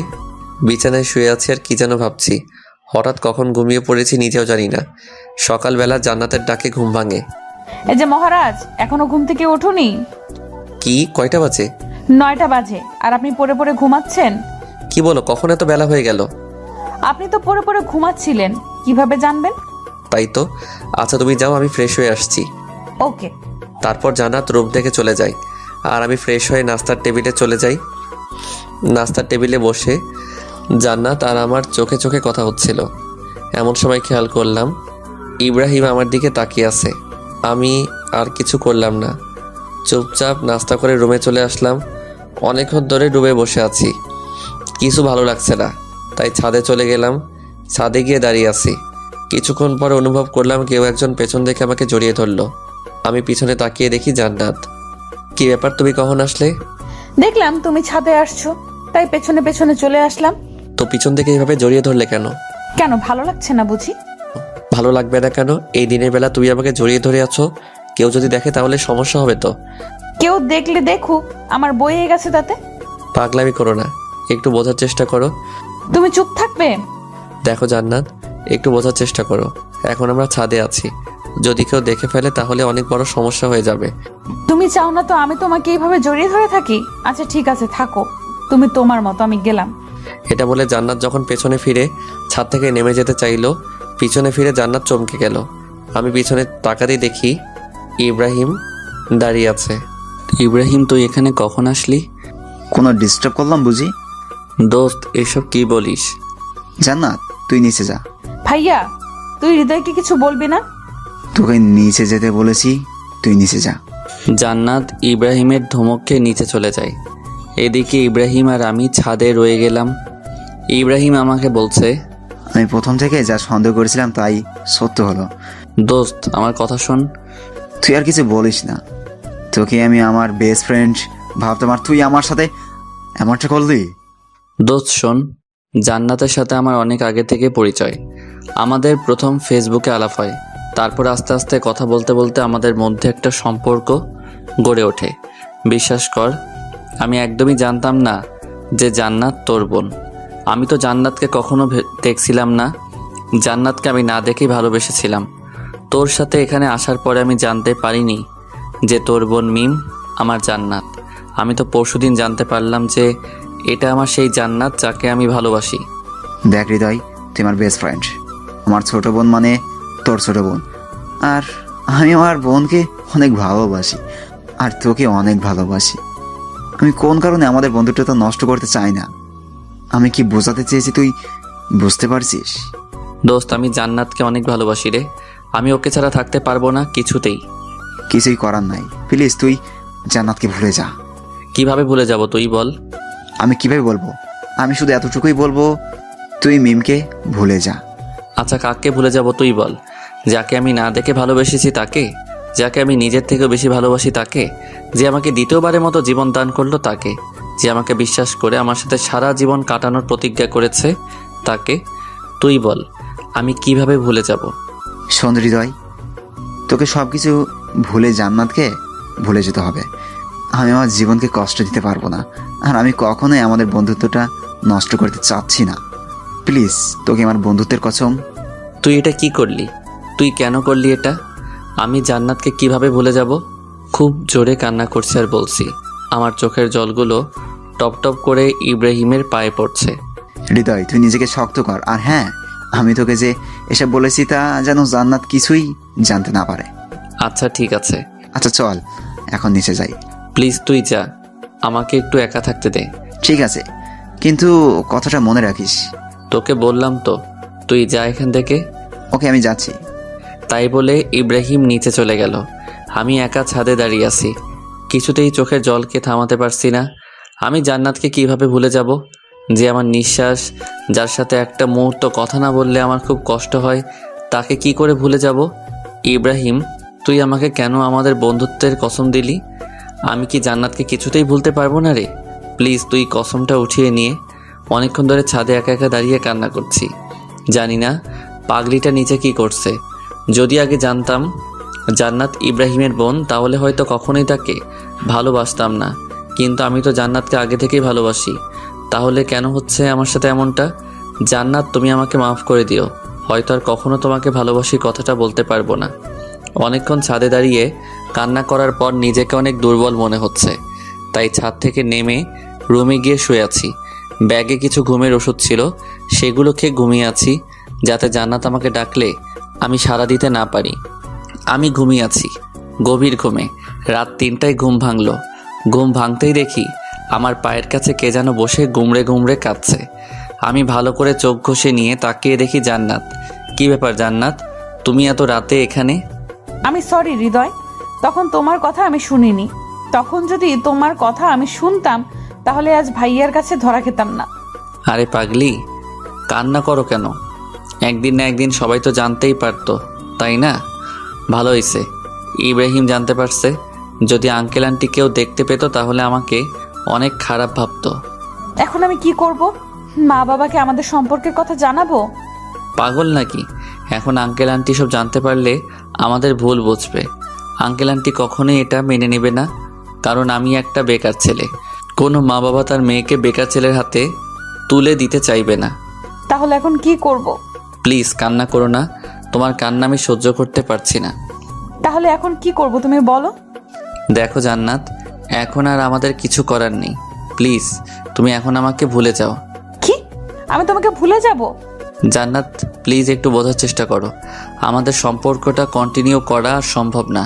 ইব্রাহিমকে আমি আমার ভাইয়ের চেয়েও অনেক বড় কিছু ভাবি। ইব্রাহিম কষ্ট পাবে এমন কোনো কাজ আমি করতে পারবো না। প্লিজ জান্নাত, তুমি আমাকে ভুলে যাও। আমি কিছুতেই তোমাকে ভুলতে পারবো না। তোমাকে ছাড়া আমি এক মুহূর্তও থাকতে পারি না, তুমি জানো না? প্লিজ জান্নাত, এমন পাগলামি করো না। কেন তুমি আমার জীবনে আসলে? কেন তুমি আমাকে এতটা ভালোবাসলে? কেন তুমি আমায় এতটা পাগল করলে? কেন এখন তুমি আমায় ভুলে যেতে বলছো? জানি না। আচ্ছা, একটা কাজ করলে হয় না? কি কাজ? চলো না আমরা কোথাও পালিয়ে যাই। কিছুতেই না। আমি আমার মা বাবাকে কষ্ট দিতে পারবো না। আমি আমার বেস্ট ফ্রেন্ডকে কষ্ট দিতে পারবো না। আমি তোমার মা বাবাকে কষ্ট দিতে পারবো না, কারণ মা বাবাকে কষ্ট দিয়ে কখনো সুখে থাকা যায় না। আর তাই প্লিজ আর পাগলামি করো না। এতদিন যা হয়েছে ভেবে নাও সব কিছু ভুল ছিল। মনে করো তোমার সাথে আমার কোনো দিন দেখা হয়নি, তোমার সাথে কোনো দিন আমার আলাপ হয়নি, তোমার সাথে কোনো রিলেশনই ছিল না আমার। আমি কিছুই পারবো না, আমি কিছুতেই পারবো না এটা। এই পাগলি, প্লিজ আর কান্না করো না। আচ্ছা তুমি বলো, তুমি আমাকে ভুলে থাকতে পারবে? হ্যাঁ পারবো। সত্যি তুমি পারবে আমাকে ভুলে থাকতে? কেন পারবো না? তোমাকে ভুলে থাকা তো কোনো ব্যাপারই না। দেখো, আমি যদি তোমাকে ভুলে থাকতে পারি তাহলে তুমি পারবে না কেন? তুমি তো একটা বেঈমান। তুমি আমাকে ভালোই বাসুনি। যদি ভালোবাসতে তাহলে ভুলে যাওয়ার কথা বলতে না। এই তো সত্যটা ধরতে পারছো। আমি তো তোমাকে মন থেকে ভালোবাসিনি, একদিন তো শুধু অভিনয় করেছি। তোমার মতো বেঈমানকে ভালোবাসাটা আমার জীবনের সব থেকে বড় ভুল। এখনো সময় আছে, চাইলে ভুলটা সংশোধন করে নিতে পারো। হ্যাঁ তাই করব। একটা বেঈমানকে ভালোবেসেছিলাম, এটা ভুলে যেতে আমার বেশি সময় লাগবে না। আমিও তো এটাই চাই, তুমি আমাকে ভুলে যাও। জান্নাত দৌড়ে বাড়ি থেকে বেরিয়ে চলে যায়। সত্যি আমি অনেক বড় বেঈমান। আমি বন্ধুত্বটা টিকিয়ে রাখার জন্য আমার ভালোবাসাটা কবর দিলাম। সত্যি কিছু কিছু ভালোবাসা এমনই, কিছু সম্পর্কের কাছে হার মেনে যায়। আমার ভালোবাসাটাও না হয় এইভাবেই হারিয়ে গেল। আজ খুব কষ্ট হচ্ছে, কিন্তু কি করব, আমার কিছু করার নেই। সত্যি আমি ইব্রাহিমকে কষ্ট দিতে চাই না। ইব্রাহিমকে আমি অনেক ভালোবাসি। রাতে ভাবছি যদি আমি এখানে থাকি তাহলে রোজ জান্নাতের সাথে আমার দেখা হবে। আর জান্নাতের সাথে আমার দেখা হলে জান্নাত আমাকে কিছুই ভুলতে পারবে না, আর আমিও জান্নাতকে কিছুতেই ভুলতে পারবো না। তাই সব থেকে ভালো হবে আমি কাল সকালে কাউকে কিছু না জানিয়ে এখান থেকে চলে যাব। কথা মতো পরের দিন সকালে সিরাজগঞ্জ থেকে আমি ঢাকায় চলে আসি। কিন্তু ঢাকায় আসার আগে আমি রাত্রে একটা চিঠি লিখি, আর চিঠিটা গোপনে জান্নাতের টেবিলের উপর রেখে আসি। পরদিন সকালে জান্নাত ঘুম থেকে উঠে হৃদয়কে খুঁজতে যায়, কিন্তু হৃদয়কে রুমে খুঁজে পায় না। পুরো বাড়ি তন্ন তন্ন করে খুঁজে, কিন্তু কিছুতেই হৃদয়ের দেখা পায় না। খুব হতাশা নিয়ে নিজের রুমে ফিরে রুমে গিয়ে বিছানায় বসে কান্না করতে লাগলো। হঠাৎ এমন সময় টেবিলের উপর চোখ পড়ল। জান্নাত দেখতে পেল টেবিলের উপর একটা চিঠি পড়ে আছে। জান্নাত দৌড়ে গিয়ে চিঠিটা উঠিয়ে খুলে চিঠিটা পড়তে অবাক হয়ে গেল। চিঠিতে লেখা ছিল, প্রিয় জান্নাত, পারলে আমাকে মাফ করে দিও। সত্যি আমি অনেক বড় স্বার্থপর এবং বেঈমান। তোমাকে ভালোবাসার কোনো অধিকারই আমার নেই, আর তাই আমি চলে যাচ্ছি।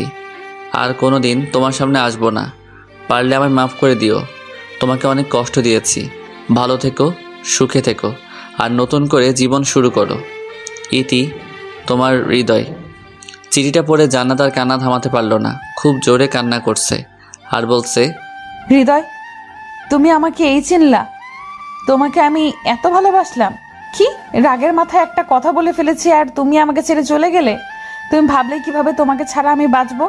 আমি তোমাকে ছাড়া বাঁচতে পারবো না, তুমি জানো না? কেন তুমি আমাকে ছেড়ে গেলে? প্লিজ ফিরে আসো হৃদয়।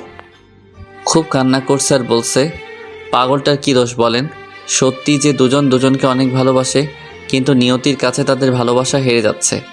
জান্নাত হৃদয়ের এভাবে ছেড়ে যাওয়াটা কিছুতেই মেনে নিতে পারছিল না, আর তাই জান্নাত অনেকগুলো ঘুমের ওষুধ একসাথে খেয়ে ফেলে। জান্নাতের অবস্থা খুবই খারাপ। বাসায় জান্নাতের পাগলামি ব্যাপারটা বুঝতে পেরে সবাই তাড়াতাড়ি করে হাসপাতালে নিয়ে যায়। জান্নাত এখন অপারেশন থিয়েটারে আছে। ডাক্তাররা জান্নাতের চিকিৎসা করছে। অনেকক্ষণ চিকিৎসা করার পর ডাক্তার অপারেশন থিয়েটার থেকে বেরিয়ে বাসার সবাইকে বলল, পেশেন্টের অবস্থা অনেকটা খারাপ। স্টোমাক ওয়াশ করা হয়েছে, এখন বাকিটা আল্লাহর উপর। কি বলছেন ডাক্তার? আমার মেয়েটাকে যে করেই হোক সুস্থ করে তুলতে হবে ডাক্তার। দেখেন, আমি আমার বেস্টটা ট্রাই করব, কিন্তু বাকিটা আল্লাহর হাতে। আপনারা সবাই আল্লাহর উপর ভরসা রাখুন। এটা বলে ডাক্তার চলে যায়। এদিকে বাসার সবাই প্রচুর কান্না শুরু করে। সবার অনেক আদরের মেয়ে জান্নাত। এবার ছোট মেয়েটা অনেক চঞ্চল, তাই সবাই জান্নাতকে অনেক ভালোবাসে। জান্নাত এখন আইসিইউতে রাখা আছে। 3 ঘন্টা পর আইসিইউ থেকে একটা নার্স বেরিয়ে সকলের উদ্দেশ্যে বলে, আপনাদের মধ্যে হৃদয়কে? কেন, কি হয়েছে? পেশেন্ট বারবার হৃদয়ের নামটা বলছে। যদি পারেন হৃদয়কে একবার রুমে পাঠিয়ে দিন, নয়তো পেশেন্ট সুস্থ হয়ে উঠতে পারে। ঠিক আছে নার্স, আমরা চেষ্টা করব। ইব্রাহিম মনে মনে ভাবছে, মা বাবাকে এখন আমি কি জবাব দিব বল? মা বাবাকে আমি কিভাবে বলবো যে আজ জান্নাতের এই অবস্থার জন্য হৃদয় দায়ী? আজ আমার বোনটা হৃদয়কে ভালোবেসে বলে এই অবস্থা হয়েছে। মা বাবাকে উল্টাপাল্টা কিছু বলে ইব্রাহিম ম্যানেজ করে নেয়। তারপর ইব্রাহিম হৃদয়কে অনেক ফোন করে, কিন্তু লাইনে পায় না। কারণ হৃদয় ইব্রাহিমের কথা রাখতে গিয়ে নিজের ভালোবাসাটাকে বিসর্জন দিয়ে নিজেকে একা করে নিয়েছে। জান্নাত ছেলেটার সাথে কোনোভাবে যোগাযোগ করতে না পারে, তার জন্য হৃদয় তার সব যোগাযোগের মাধ্যম বন্ধ করে দেয়। এর ফলে ইব্রাহিম কিছুতেই আর হৃদয়ের সাথে যোগাযোগ করতে পারে না। এইভাবে বেরিয়ে যায় অনেকটা সময়। হৃদয় এখন অনেক একা। হৃদয় আর কারোর সাথে ঠিকভাবে কথা বলে না, ঠিকভাবে চলাফেরা করে না, ঠিকভাবে খাওয়া দাওয়া করে না। দিনে দিনে নিজেকে তিলে তিলে শেষ করে দিচ্ছে হৃদয়।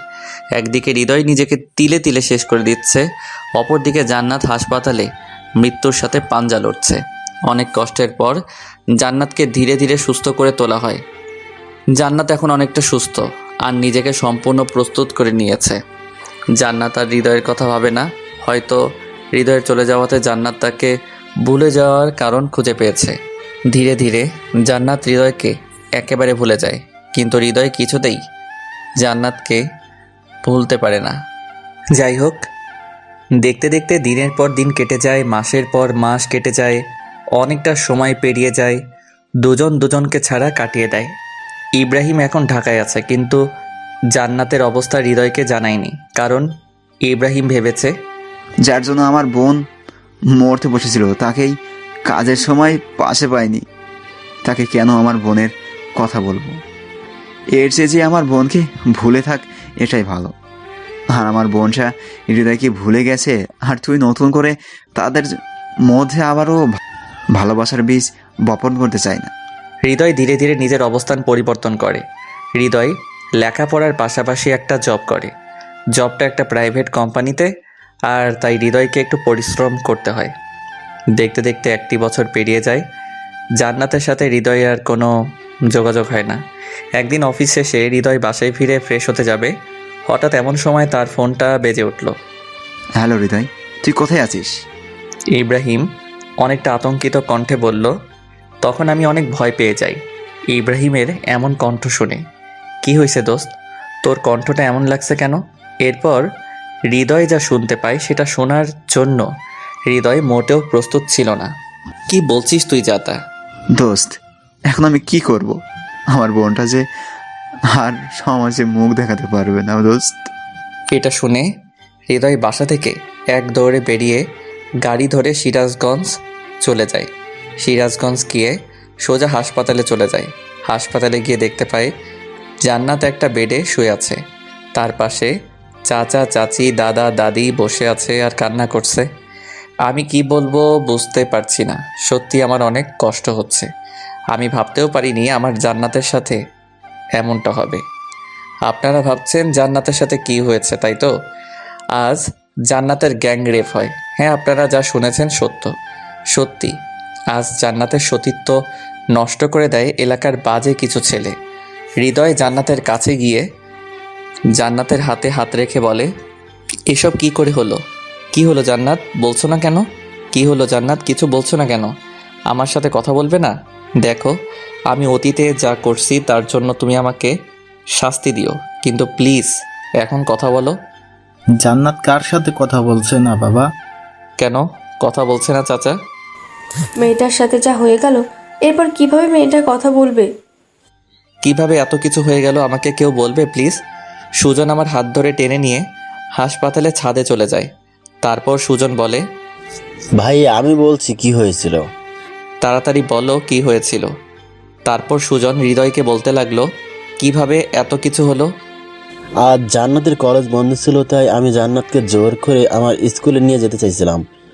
আর তাই জান্নাত আপুকে নিয়ে আমি স্কুলের উদ্দেশ্যে রওনা দিই। মাঝ রাস্তায় যেতে দেখি কিছু বখাটে ছেলে রাস্তার পাশে বসে আছে। ছেলেগুলোকে দেখে বোঝা যাচ্ছিল তারা অনেক খারাপ, অনেক বাজে। তারা অনেক বাজে বাজে কথা বলছিল। তারা বলছিল, ইস মামা কি জিনিস রে। যদি একটা বার ছুঁতে পারতাম। উফ মামা, ফিগারটা দেখেছিস? আমার তো মন চাইছে দৌড়ে গিয়ে জড়িয়ে ধরি। এমন আরো অনেক বাজে কথা বলছিল। জান্নাত আপু এগুলো সহ্য করতে না পেরে ওই ছেলেগুলোর কাছে গিয়ে জান্নাত জুতা খুলে একটি ছেলের গায়ে জুতা মারে আর বলে, তোদের ঘরে মা বোন নেই? জীবনে কোনোদিনও মেয়ে দেখিসনি? মায়ের দুধ খেয়ে বড় হোসনি? মেয়ে দেখলে জিভে জল আসে কেন, কুত্তার বাচ্চা? আপু এমন কথা শুনে ছেলেগুলো হঠাৎ করে বসা থেকে লাফ দিয়ে উঠে জান্নাত আপুকে জোর করে ধরে উঠিয়ে নিয়ে যেতে লাগলো। আমি ওদেরকে অনেক বাধা দিই, কিন্তু আমি অনেক ছোট আর একা, তাই ওদেরকে বাধা দিতে পারিনি। আমাকে ধাক্কা দিয়ে ফেলে দিয়ে জান্নাত আপুকে নিয়ে ওরা চলে যায়। জান্নাত আপু অনেক আকুতি মিনতি করে বলে, আমাকে ছেড়ে দে শয়তানেরা, ভালো হবে না বলে দিচ্ছি। তোদের ভালোই ভালোই বলছি, আমাকে ছেড়ে দে। তোমাকে ছাড়বো তো অবশ্যই শোনা, কিন্তু তার আগে আমাদের কাজটা তো হাসিল করে নেই। জান্নাত আপুকে টানতে টানতে ওই জানোয়ারগুলো নিয়ে যায় আমার চোখের সামনে দিয়ে। আমি কিছুই করতে পারিনি। তারপর জান্নাত আপুকে একটি রুমের মধ্যে নিয়ে যায় আর তারা সবাই মিলে মিম আপুর উপর ঝাঁপিয়ে পড়ে। মিম আপুকে ওরা জানোয়ারের মতো ছিঁড়ে খায়। কথাগুলো বলতে বলতে সুজনের চোখ দিয়ে জল গড়িয়ে পড়ছিল। টপ টপ করে কথাগুলো শুনে আমার শরীরের লোমগুলো খাড়া হয়ে গেল। আমি নিজেকে কন্ট্রোল করতে পারছি না। চোখ দিয়ে অঝরে পানি ঝরছে। আমি ছাদ থেকে নেমে জান্নাতের কাছে গেলাম। নিচে এসে দেখি আঙ্কেল আন্টি ইব্রাহিম সবাই চলে এসেছে। সবাইকে একটু সাইড করে আমি জান্নাতের পাশে গিয়ে বসে জান্নাতের 2 হাত ধরলাম আর বললাম, সত্যি তোমার সাথে অনেক খারাপ হয়েছে। আমি কোনোদিন ভাবতেও পারিনি তোমার সাথে এমন কিছু হবে। প্লিজ নিজেকে ছোট করে দেখো না। তুমি সুস্থ হয়ে ওঠো তাড়াতাড়ি, ওই জানোয়ারদের শাস্তির ব্যবস্থা করব। ওরা অনেক খারাপ, ওদের সাথে আমরা পেরে উঠবো না। চাচা কোনো চিন্তা করবেন না, আমি আছি। আমি সব কিছু দেখে নেব। তুমি ওদের সম্পর্কে কিছু জানো না। এইসব জানোয়ারদের সম্পর্কে আমি কিছু জানতেও চাই না। আমি আইনের সাহায্য নিয়ে ওদের শাস্তির ব্যবস্থা করব। কিন্তু পুলিশ? কোনো কিন্তু না চাচা, আমি সব কিছু দেখে নেব। ইব্রাহিম তুই আমার সাথে চল। তাই বলে আমি ইব্রাহিম আর সুজনকে নিয়ে থানাতে চলে গেলাম। থানায় গিয়ে ওই জানোয়ারদের নামে কেস ফাইল করলাম। পুলিশগুলো আমায় বারবার বলছিল, আপনি যাদের নামে কেস করেছেন তারা কে জানেন? তাদের সম্পর্কে আমার জানার কোনো ইচ্ছা নেই। আমি শুধু এইটুকু চাই আসামিদের সঠিক শাস্তির ব্যবস্থা করা হোক। এখন তো এসব কথা বলতেছেন, কিন্তু আবার একটু পর এসে মতলব বদলাবেন না তো? দেখেন দারোগা সাহেব, আমি যা করি ভেবে চিন্তে করি, আর আমি আমার কথা থেকে একটু নড়চড় হব না। আদালতে ঠিক প্রমাণ পেশ করতে পারবেন তো? অবশ্যই পারবো। আচ্ছা, তাহলে আমরা কেসটা নিচ্ছি। ঠিক আছে দারোগা সাহেব, আর হ্যাঁ, যত তাড়াতাড়ি সম্ভব আপনি আসামিদের গ্রেফতার করবেন। ঠিক আছে, আপনারা এখন আসুন। ওকে দারোগা সাহেব। তারপর থানা থেকে চলে আসি। হাসপাতালে আসতে সবাই আমাকে ধরে বলে, এমনি মেয়েটার এই অবস্থা, সবার সামনে মাথা উঁচু করে বাঁচতে পারে না, আবার তুমি যা শুরু করলে হৃদয়। দেখেন আঙ্কেল, আমি যা করছি একদম ঠিক করছি। আচ্ছা, এখানে জান্নাতের দোষটা কোথায় আমাকে বলবেন? জান্নাত কি নিজের ইচ্ছায় ধর্ষিত হয়েছে? কি ব্যাপার, চুপ করে আছেন কেন? জবাব দিন। আমাদের সমাজে সবথেকে বড় সমস্যা কি জানেন?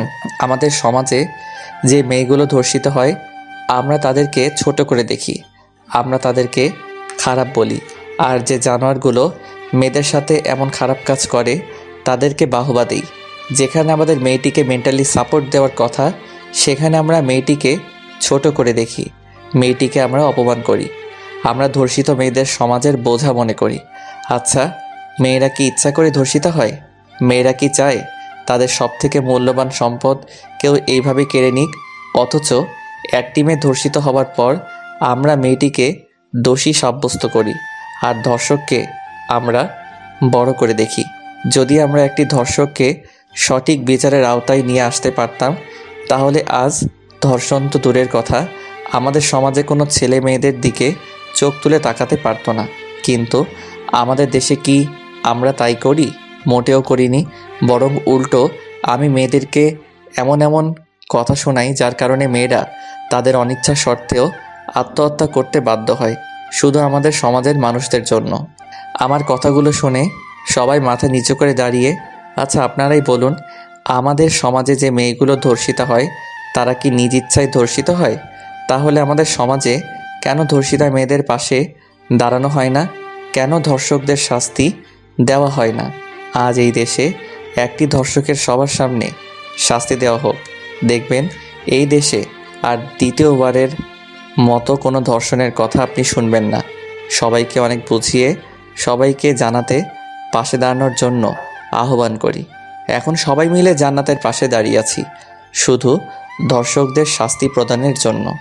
কিছুক্ষণ পর কিছু গুন্ডা টাইপের ছেলে পেলে আমাদের কাছে এসে ছুরি, রামদা, পিস্তল এসব দেখে ভয় দেখাচ্ছে আর বলছে, যদি তোরা ভালো চাস আর তোদের মেয়েকে সুস্থ দেখতে চাস, তাহলে কেসটা উঠিয়ে নি, না হলে খুব খারাপ হয়ে যাবে।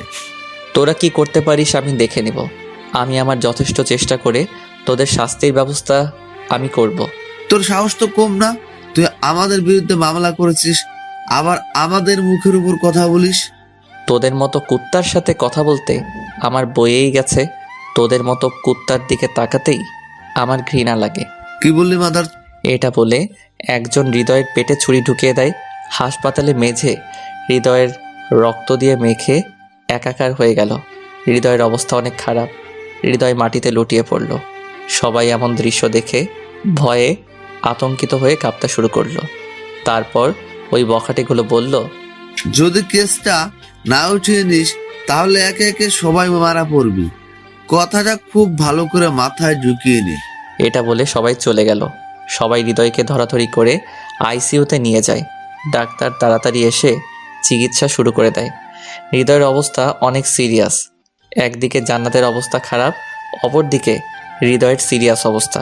কি করবে সবাই ভেবে পাচ্ছে না।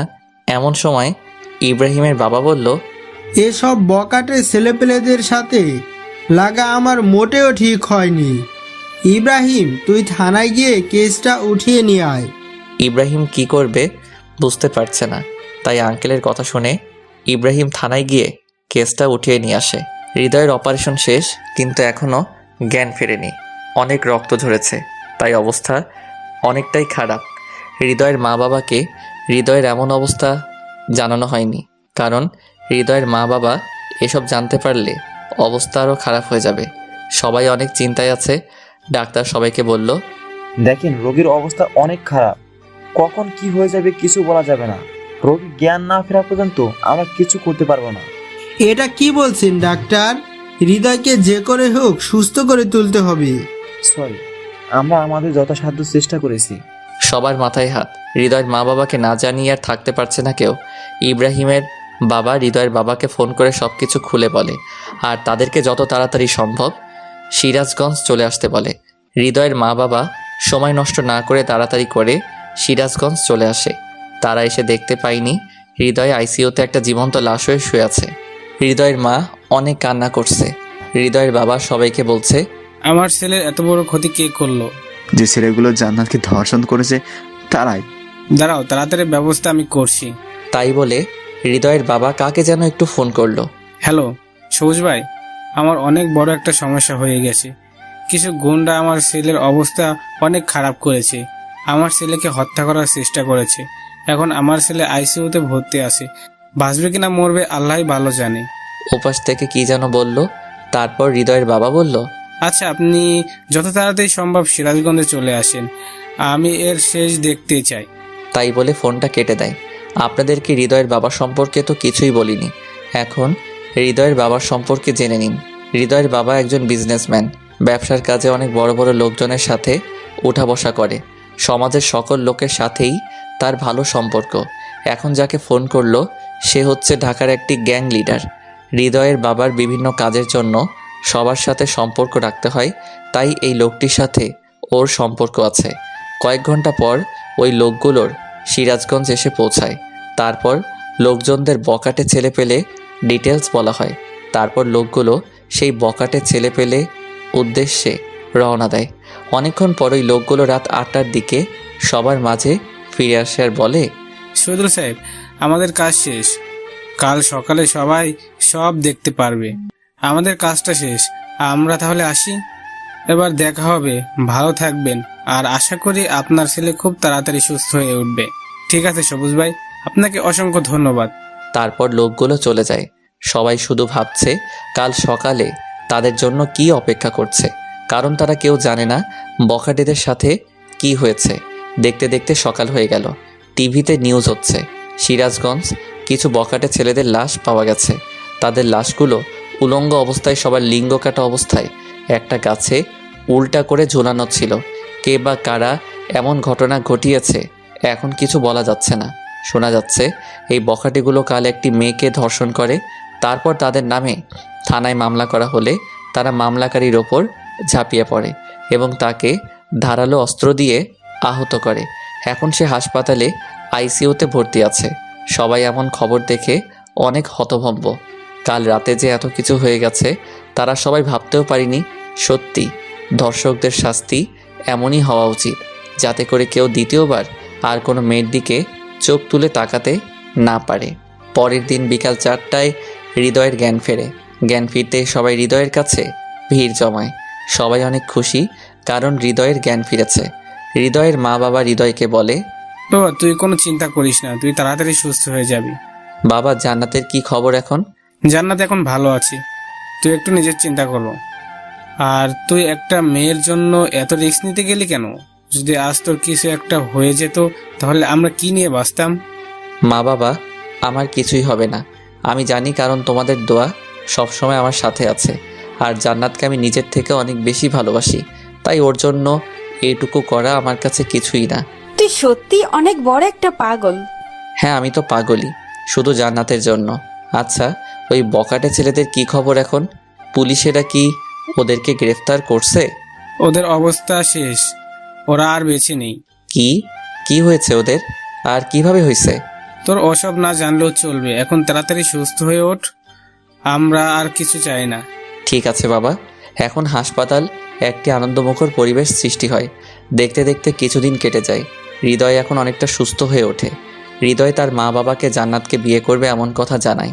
হৃদয়ের বাবা বলে, তুই জান্নাতকে বিয়ে করবি, কিন্তু ও যে এখন সমাজের মুখে খারাপ হয়ে গেছে।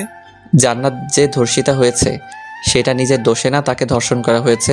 আর সবথেকে বড় কথা হচ্ছে আমি জান্নাতকে অনেক ভালোবাসি। জান্নাতকে ছাড়া আমি বাঁচব না।